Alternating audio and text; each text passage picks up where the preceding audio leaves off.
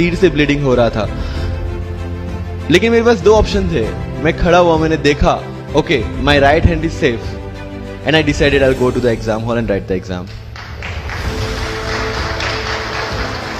मेरे पास दो ही ऑप्शन थे, या तो मैं वहां से उठ के रोने लगूं, यार मेरे साथ ही ऐसा क्यों हुआ, मेरा एक्सीडेंट हो गया, मेरा मेंस खराब हो गया और हॉस्पिटल जाओ, या दूसरा ऑप्शन था कि मैं देखूं कि मैं 3 घंटे और सरवाइव कर सकता हूं। हाँ कर सकता हूं। मैं मेंस के लिए एग्जाम हॉल में गया।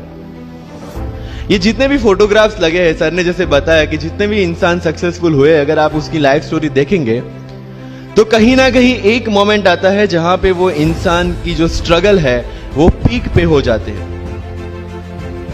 वो इस मोमेंट पे आपको डिसाइड करना है कि आपको वहां से यू टर्न लेना है या आपको वहां से आगे निकलना है।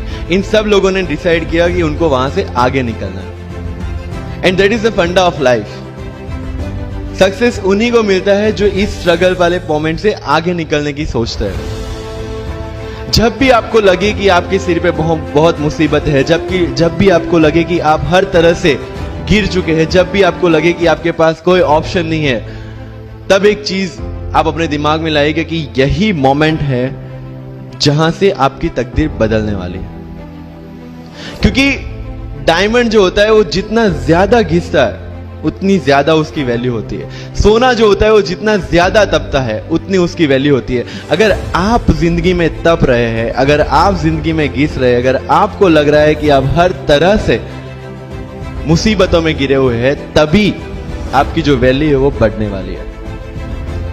और यही मेरा एटीट्यूड रहा है। लोग बोलते हैं कि तुम्हारी फाइनेंशियल कंडीशन ठीक नहीं थी, पापा इलेक्ट्रिशियन थे, मम्मी हाउसवाइफ थी, डायमंड के कारखाने में काम करती थी, उसके बाद उन्होंने मैरिज में रोटियां बनाने का काम किया और उस तरह से मैं पढ़ा। लेकिन जब मुझे पूछा जाता है कि ऐसी कौन सी चीज है आपकी लाइफ में जो आप बदलना चाहते हो, एंड आई सेड नथिंग। क्योंकि अगर वो चीजें नहीं होती मेरी लाइफ में तो शायद आज आपके सामने मैं नहीं होता। तो अगर लाइफ में प्रॉब्लम्स है, अगर लाइफ में स्ट्रगल है, जैसे सर ने बोला है struggle is a part of life and I strongly believe in that. Bharat वर्ष का सपना चंद्रगुप्त ने देखा, चाणक्य ने देखा, और उस भारत वर्ष को बनाने के लिए जब ये संघर्ष जारी था और तब राजा धनानंद की डॉटर दुर्धरा से चंद्रगुप्त को प्यार हो जाता है, और जब चाणक्य उनको बोलते कि नहीं तुम्हें उससे दूर रहना है, तब चंद्रगुप्त बोलता है आचार्य कभी कभी सोचता हूं कि जिंदगी में या ये भारत के सम्राट बनने के लिए इतना त्याग, इतना बलिदान ना देना होता तो। और तब चाणक्य रिप्लाई करते हैं तो हर कोई भारत का सम्राट होता।